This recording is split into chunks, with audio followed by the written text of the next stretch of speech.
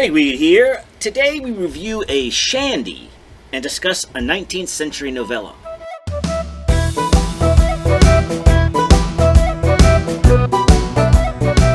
All right, good evening, Crow Hill. Good evening. Woo. All right. And wait a minute. And Longinus. All right. Welcome. Back again. How about some beer and conversation? Yeah, sure. What's on your mind? Mr. Utterson, Mr. Enfield, Dr. Lanyon, and Edward Hyde. Oh, I see. It must be time for P&C's shortcut to the classics. That's exactly right. When we read short works by the great authors, as long as the book isn't too long. Yeah, that's right. And for today, Crow Hill has chosen The Strange Case of Dr. Jekyll and Mr. Hyde by Robert Louis Stevenson. That's right. Good old Bobby Louie. But first, let's drink a beer. Let's drink a beer. Okay. So, or are we drinking a beer? Well, that's a good question. So what we have here is a shandy, which is kind of like beer and juice mixed together. Yeah. And there are a lot of different styles of shandy. The most common is beer and lemonade. Yeah. And that's what this is. This is from Founders, all day shandy. Session lemon shandy. It's only 3.5%. So this is the kind of thing you take on the boat or to the beach. Yeah. You know. Mm-hmm. Yeah. I drank some shandies on vacation in Florida and other places when you're out in the heat, and I like them. Yeah, that's just what you want. Yeah. It's a very summer drink and not too strong. What do you think, Longinus? It's like fuzzy lemonade. It does. Yeah. So when I was a kid, It leans towards lemonade. I mean, yeah. when I was a kid, my dad came home with a couple cases of this stuff called Joker. That was a German shandy, Right. and it was like 2%. It was beer and lemonade, Right. and we'd take that out on fishing trips. Yeah. And it was fantastic. Joker. Yeah. So everybody knows Dr. Jekyll and Mr. Hyde, and everybody in the Western world and maybe half of the non-Western world understands the metaphor. They get the illusion. Yeah, meaning just simply person with two different personalities or whatever. Right. But how many actually know the story? I didn't. No, I didn't know the actual story. The until I read it. story, yeah. So let's work through this because it's the themes and the analysis run deep. And they're probably more important than the story itself. Yes, so we'll just run through how the story is presented by Mr. Stevenson. Oh, wait a minute. What about Mr. Stevenson? Okay. Yeah. Sorry. So yeah, who is this myself. guy? He's a Scotsman, right? Wasn't he born in Scotland? He was born in Scotland, yeah. And he was this is actually a departure for us. Most of the time, our authors are uneducated. This guy actually went to school. Went to school. He was born in 1850. Okay. Died in 1894. Always troubled with bronchial problems, Which was what caused him to move around. which caused him to move around a lot. Yeah. And he was all over the place. Scotland, south of England, in America, Chicago, New York, San Francisco. Now, why would you go to Chicago if you had bronchial problems? Oh, I think it's a woman. Oh, okay. Yeah. So and he may not have stayed there for years. You know, Yeah. he was just visiting. But back in those days, a visit was months. Yeah. You know. Yeah. And then I think at the end he was in the South Pacific. Yeah. And this was this.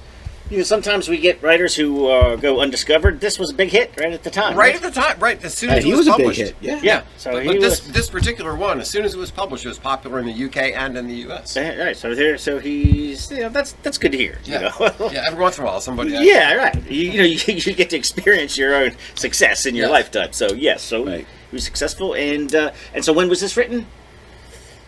Oh, yeah. I wrote that down somewhere. 1886, right? Yeah, 1886. Okay. And I think of it as the story is about contemporary with Sherlock Holmes.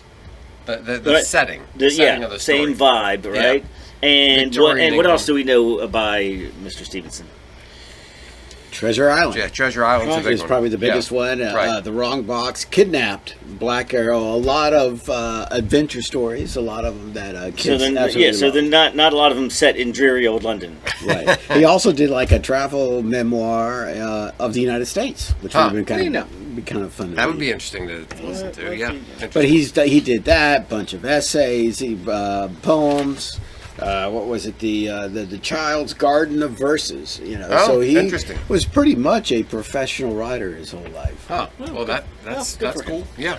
So what we have here, it opens with One other quick thing. Please. So my understanding is he wrote the first draft of the story, and then his wife read it, and based on her commentary, he ripped it up, and then wrote it again from memory, and like changed a bunch of things. And that's the one we have today. Yeah, And what she didn't like. So I don't know. We don't know what she didn't like, but I kind of like that idea of getting a story out of your system, and then getting some feedback on it, and then just saying okay, and then writing the whole thing again from scratch.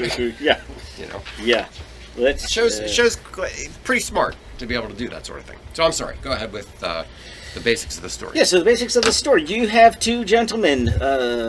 One's a lawyer, Yeah. Mr. Utterson, and his distant cousin and lifelong friend, Mr. Enfield, walking down the street. Yeah. And they remark on this strange door. Right? Yeah. What's up with that door over there? And he goes, I got a story about that door. Right? He goes, you ever noticed that door before? Yes, I did. And guess what? I got a story. You're not going to believe what happened. Right, so usually that would be the start of a false story.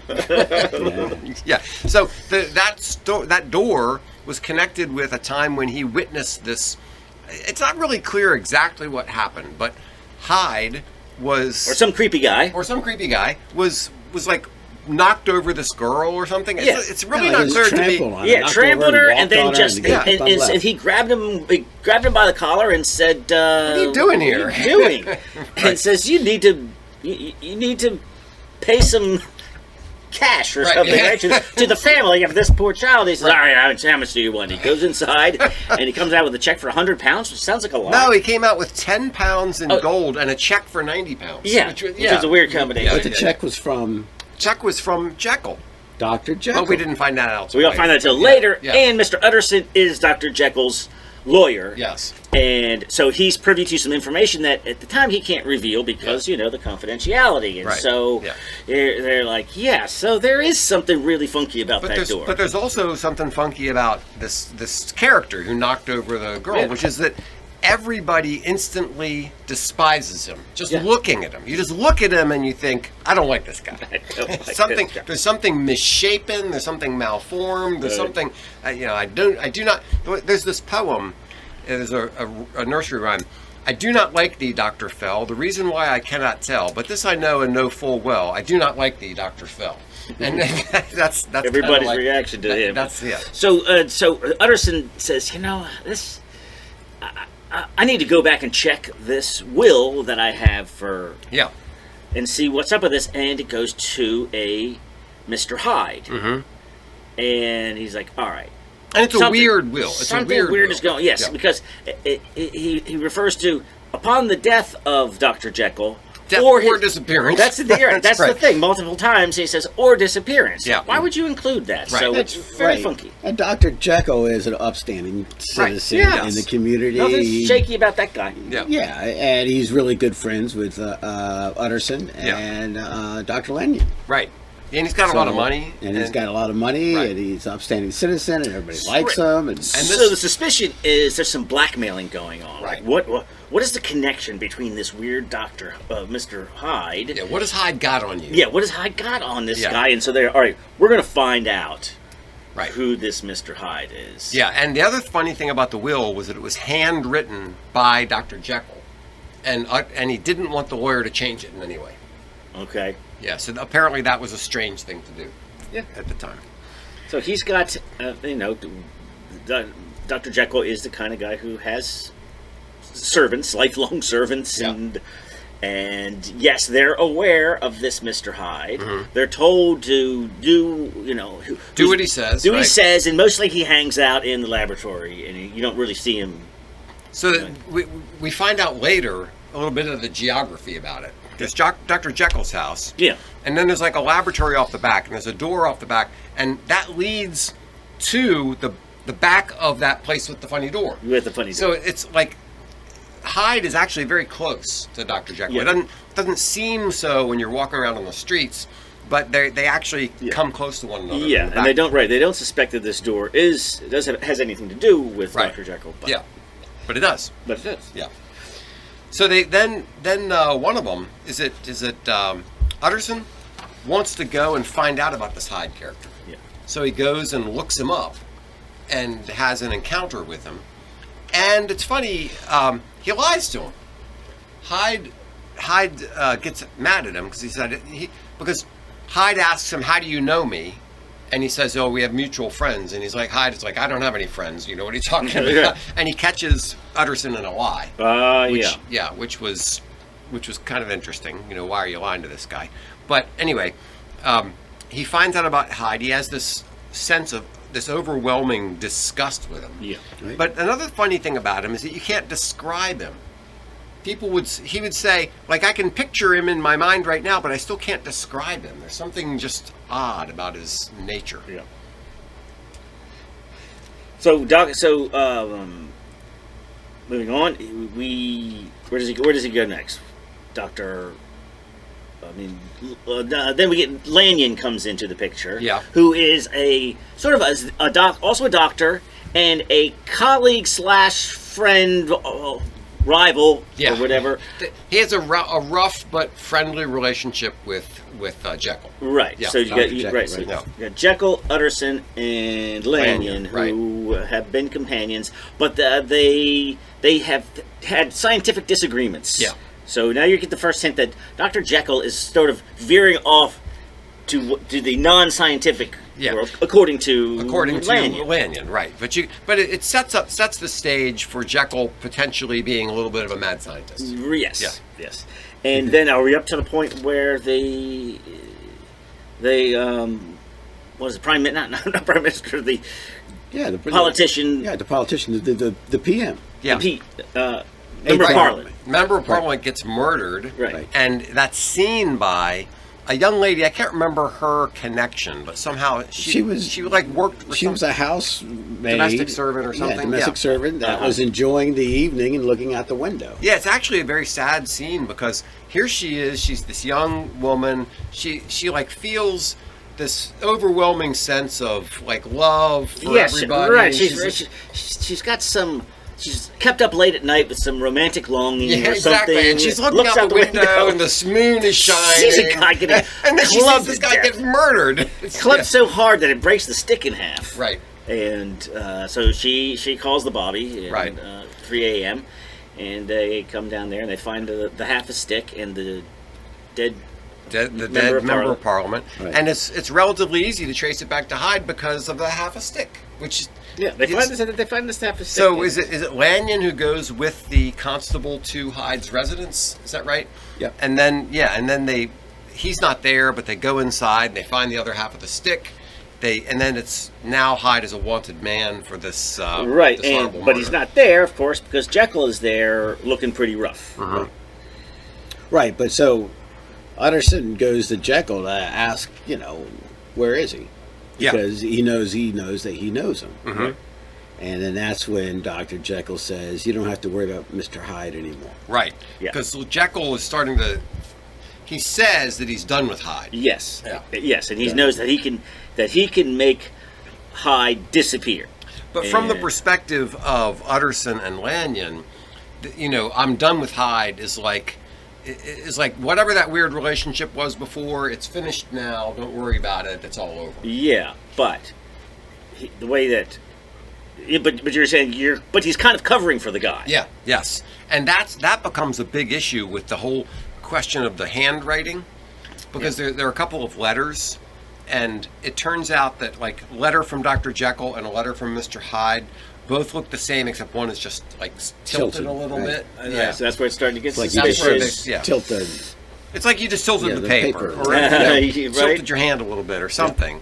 So it was a not very good cover for for trying to make a distinction between the two. But Jekyll, who has been kind of elusive lately, and has become his old self. Yeah. Right now he's Right. out there. He's out there He's playing feeling cards, better, and he Hanging looks out. better. His health looks better. Drinking and brandy. He's meeting with his friends again. meeting with his right. friends again, being sociable again. Yeah. And But then it for a kind of little goes downhill.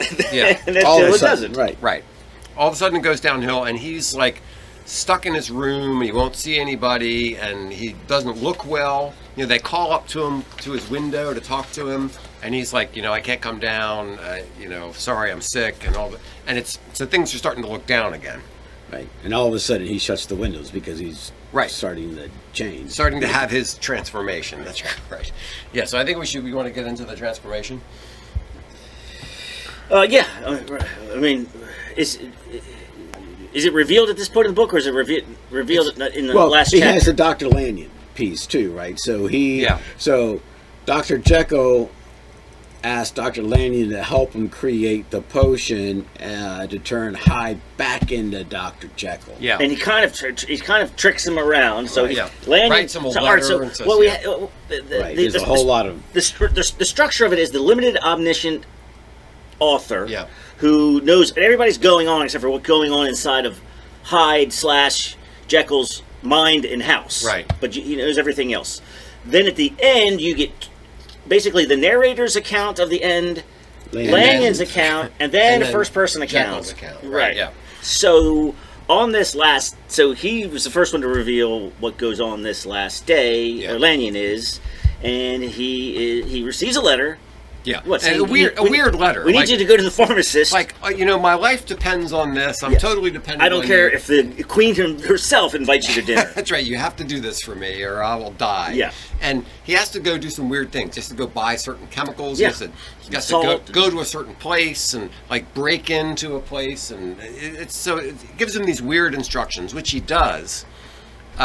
What I thought was But he doesn't know that they're coming. Thinking that they're coming from Jekyll, but they're coming from Hyde. Yeah. One thing that I thought was a little odd in the story was they try to break into the guy's room, and they get a locksmith, and it takes the locksmith an hour to get into this room. I'm like, what the heck kind of locksmith? Or is a locksmith to get into the cabinet?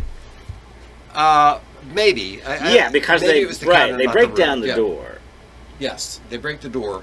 Right. And because they have both a carpenter and a locksmith. Right. They break the door, and I think you're right. A key had been broken off in the lock or something to prevent anyone from. And I can't imagine a lock so complicated that a locksmith takes an hour to get. Anyway, so they get in there. He finally does all this stuff, and then we finally learn what's really been going on this whole time, which is that Jekyll came up with some magical potion that, when he drinks it, turns him into Mr. Hyde, and then from Mr. Hyde back into Dr. Jekyll. Right. Yes. But and the characteristics of Dr. Jekyll and Mr. Hyde, of course, are binary, polars, yes, opposites. Yes. So, but what happens is, that you find out is that then it was a potion to turn Jekyll into Hyde. Now Hyde is kind of taken over. Yeah. And he needs the potion to turn back into Jekyll, but even that doesn't last. The default setting has now become Hyde, and he needs the medication to become Jekyll. That's right. Yeah, and also, you're right. This is called the default setting because it's like he keeps slipping back into Hyde even without taking the medicine. Right. Right. So he was right. He was Jekyll. He was doing this back and forth thing. He was Jekyll when he went to sleep. Woke up looking at his own hands. Like, what are those hands? And he's like, "Damn it! I'm Hyde. I have to get some more drugs, but I'm all out, and it has to be the right salt." Yeah, and apparently the salt that he originally got was the stuff. But it had some impurity in it, right? Which gave it its efficacy. Yes. Then when he tried to replace it, it didn't work as well. Right, so the letter that Lanyon gets is, and don't give me that crappy salt. I want the good stuff that they got the first time. Right? It's like, so he's trying to find the right salt, but it turns out that apparently whatever the efficacy of this crazy thing was in some strange addition to the original salt, and he couldn't replicate it. So now he's kind of stuck. He's stuck going back into being Mr. Hyde all the time. Yeah, and then the final one, we don't really need to do the final one because we're going to do the final one really has most of the analysis to it, but it's him explaining how he did it, why he did it, and the fact that, daggone it, Hyde is here to stay because I can't replicate. I can't change back. I can't replicate this stuff. And then, so what's the very end? Do we? Hyde runs away and no. Hyde commits suicide. Takes poison, commits suicide, and then they're looking around for Dr. Jekyll, And then they start to piece things together because everybody has a letter from somebody else that they're not supposed to open until somebody dies and all that kind of thing. Yeah. So, and of course they follow all the rules. You know, we wouldn't these days. Okay, so. All right, so that's the story. So that's the story. That's the. And it's kind of like, as you mentioned off camera, it's kind of like Frankenstein. Everybody thinks they know the story, but they don't really know the story. Yes, everybody understands the Jekyll Hyde, the illusion and the metaphor, but here, this is what I liked. Sentence number 2. Okay. Sentence number 2. There's talking about Mr. Utterson and what his personality is like. Right. At friendly meetings, and when the wine is to his taste, something eminently human beaconed from his eye. Something indeed never found his way into his talk. So here it is in the second sentence, the suggestion that with drinking a little bit of wine, drinking a little bit of something, can alter your personality, and you become a different person than you were before. Yes. And that's the opener of this series. Yeah, I thought there was another just at the bottom of that page, some more foreshadowing. I inclined to Cain's heresy. He used to say quaintly, "I let my brother go to the devil in his own way." In this character, it was frequently his fortune to be the last reputable acquaintance and the last good influence in the lives of downgoing men. So we know from the beginning that he's friends with somebody, that something horrible is going to happen to. Right. Yeah. And another thing that you associate, just like Frankenstein, everybody knows what Frankenstein looks like until you read the book. And it looks nothing like he doesn't look like that. Right. He's beautiful. And he's very fast. Yeah. Right? He's very strong and tall. Right? He's not, and he's smart. Yeah. So any of the things that you have seen about Dr. Jekyll and Mr. Hyde has probably been done in a million different ways. Yeah. He's kind of big and scary. Never heard of him being a dwarf. I know, it's very really small. Funny. He becomes small smaller. and lanky, and and just like Weasley. Yeah, like that. So when he first took the medicine, or the potion, or whatever, he shrivels. Then he shrivels down into a smaller character. It was just very strange. But what you said, like that several people. So when they go looking for Mr. Hyde, no two people can give the same description, and most of them can't describe. But this is just page 7. He's not easy to describe. There is something wrong with his appearance, something displeasing, something downright detestable. I never saw a man I so disliked, and yet I scarce know why. Right. He must be deformed somewhere. He gives a strong feeling of deformity, so you can't even tell where the deformity is. He just gives you the feeling of deformity. He's an extraordinary-looking man, and yet I cannot really name nothing out of the way. I can't describe him, but I can't get him out of my memory. Yeah. But a lot of people are like that. Earlier he said, I had taken a loathing to my gentleman at first sight. Just there's something about it. I couldn't tell you what it is. Yeah, it's almost... It's actually an interesting way to phrase this, because it implies that there wasn't a physical deformity so much as like an aura, or some kind of spirit or something that came off the guy. He was definitely deformed, but I couldn't tell you how. Yeah. Like, what is that? Yes. And they say they mention many times about his big loose clothing that he's wearing, because he's wearing Jekyll's clothing, and so. But I don't. Just like the Frankenstein, that's very unique to the book, and rarely repeated. That you ever think of Mr. Hyde as being small and dwarfish? No, never. No, he's scary. More of a monster. Yeah, more of a monster. Yeah. So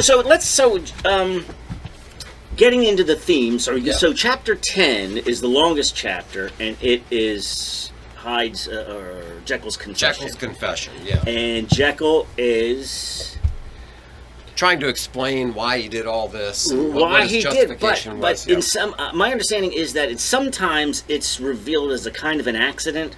But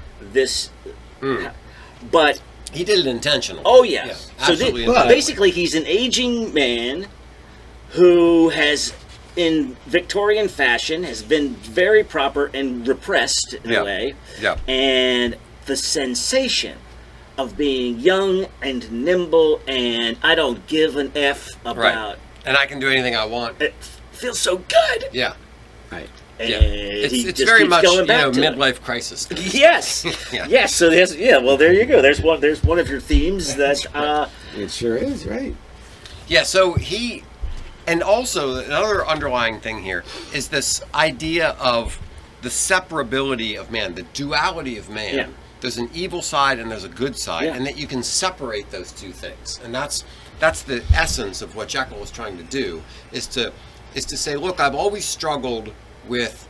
I'm supposed to be a reputable, just respectable guy in Victorian England, but I have all these evil impulses and evil desires. And wouldn't it be nice if I could just have two halves of me? Yeah, the good me and the bad me. Right.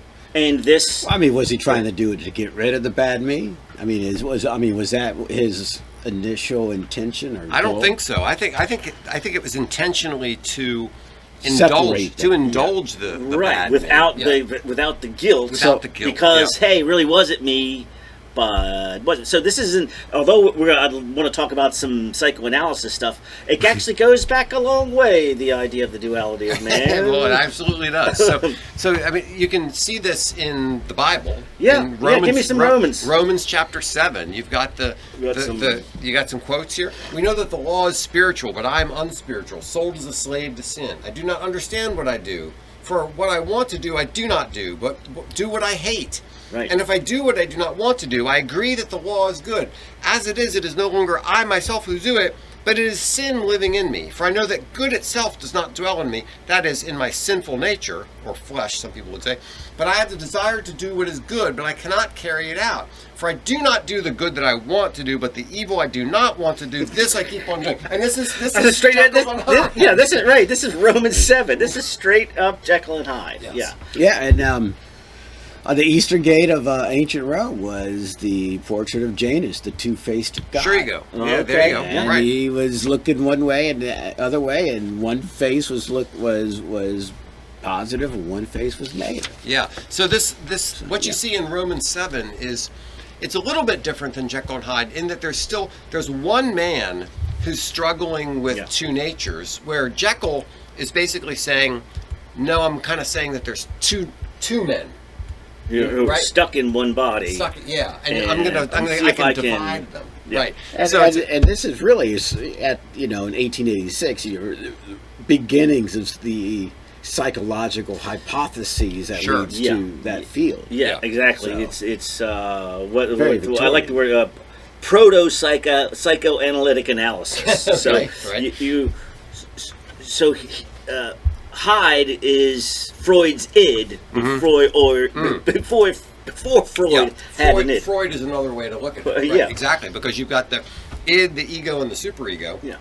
And basically you've got Hyde is the id, Jekyll is the ego, and Victorian England as a whole is the superego. That's a good way to put it. Right. Yes. So you have or you could say that the ego is actually the combination of the id and the superego, and then by separating the two, he got rid of that middle portion. So the Trinity's gone now. Right. Okay. And he's trying to make the distinction between this wholly bad guy and this wholly good guy. Right. You've got and then in a Victorian England way, your sexual urges and desires that are being repressed. It really surprised me. They never really tell you much about the evil that Hyde does. It's almost like Jekyll wants to go out and indulge his evil nature, but it's not a modern novel. The modern novel, there would be like bodice ripping stuff. All the stuff that Hyde does. Yes, He'd be in a brothel. Exactly. Well, in the end, it alludes to being in brothels and drinking. Yeah. And, but it's very subdued. Yeah, it's very, very subdued. Yes, but the idea, as far as the initial trampling of the girl, as just maybe he didn't have anything out for the girl. Right. He just accidentally trampled her. What do I care? Right. Right. There's nothing to make you turn around and apologize. And finally, once he gets collared, and he probably admits, I guess that probably wasn't the nicest thing to do. But I'm Hyde. I'm gonna do what I want. So what is Stevenson trying to convey through this story? I think in a way, it's a commentary on Victorian England. Yeah. It's like, we have these high moral values. We have this idea of being so pure and everything, but prostitution was rampant. Yeah. There was all kinds of craziness going on under the surface. So you have this seething underbelly of society with this prim and proper cover. And I think he's sort of calling attention to that and saying, the hypocrisy of it, and I'm gonna solve that by just separating into two. There is a so here's a quote. Yeah. This is from Jekyll's letter. Okay. He says, I was the first that could thus plod in the public eye with a load of genial respectability, and in a moment, like a schoolboy, strip off these lendings and spring headlong into the sea of liberty. Okay, there you go. That feels so good. Yeah. And also, you also have to think about how popular Rousseau was with the noble savage and things, and the idea that, well, I mean, this is almost like the opposite of the noble savage, right? But the noble savage is, this person's innocent until society comes along and corrupts you. Yeah. And in Victorian England, it's more of like, it's society's norms and mores that keep you from being a Hyde. Yeah, I want to get back to that. Yeah, right. Yeah, that's an important point. That. All right. So your authentic self. Exactly. I mean, your true nature. Yeah, what is your authentic self? Is your authentic self the Hydean id? Right. Who does whatever he wants, and it's.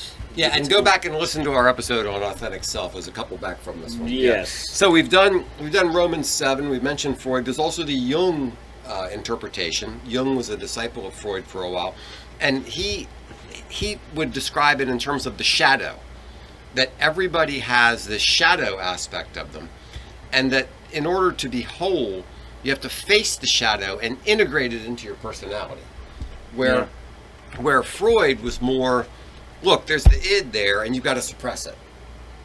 And Jung was more, no, you've got to, there's the strength in the shadow character, and you've got to face it, confront it, and then integrate it into your personality, which is very different from what Dr. Jekyll is trying to do. He's trying to say, no, I'm just going to push it off as another person and let it run its course. And run wild with it. And that's why sometimes feels good to be a little naughty. Yeah. And that's what he's saying. Like, I've been not being naughty for so long, I'm just going to go for it. And to look at it deeper, or maybe from another angle. Yeah. Is I kind of saw, I was appalled at Dr. Jekyll, because Dr. Jekyll was like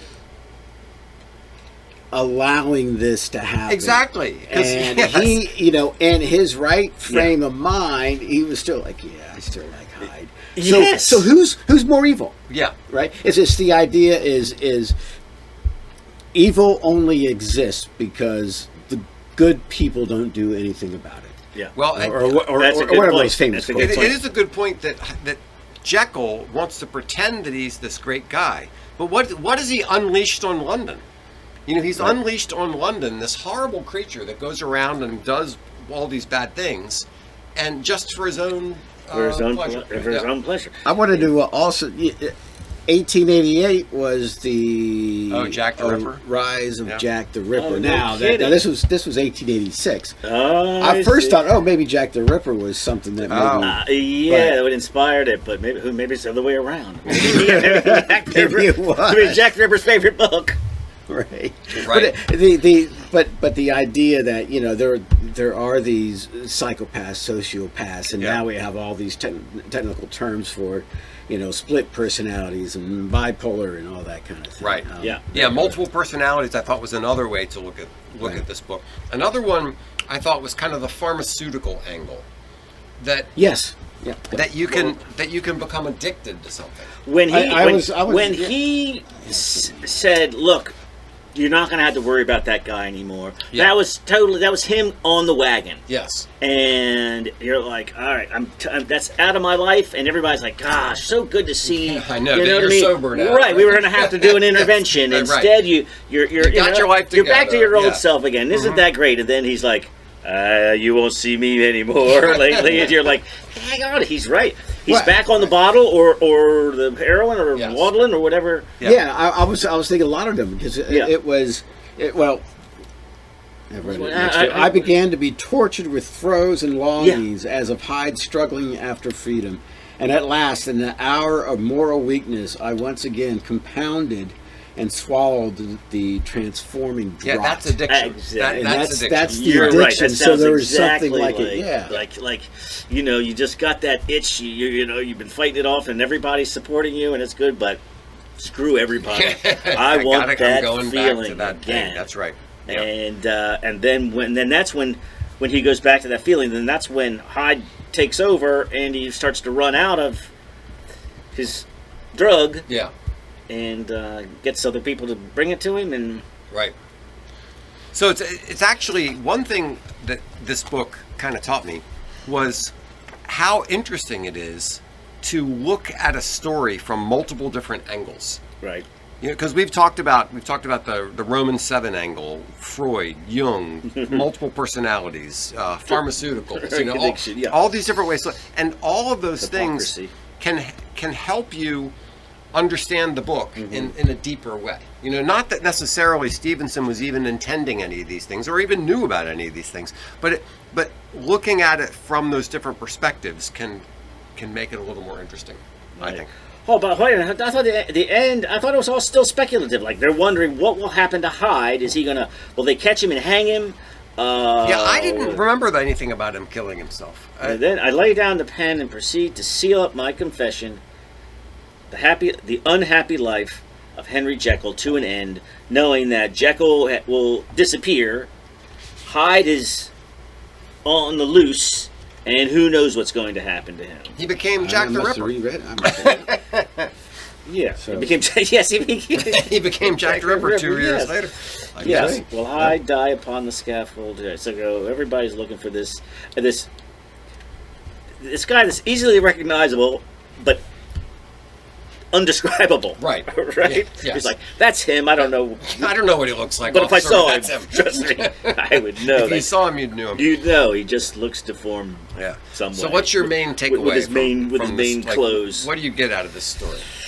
I just think the multi-dimensional aspect of it, and the reason that the metaphor has just been, the illusion is so readily available to everybody. Yeah. It can be the quiet guy who's quiet around his wife, and then he's a blowhard. The boss who's nice sometimes and mean other times. Dr. Jekyll and Mr. Right. Everybody can use it without reading the book, but the book itself, I would say, gave me just a few like those Frankensteinian insights, like his appearance.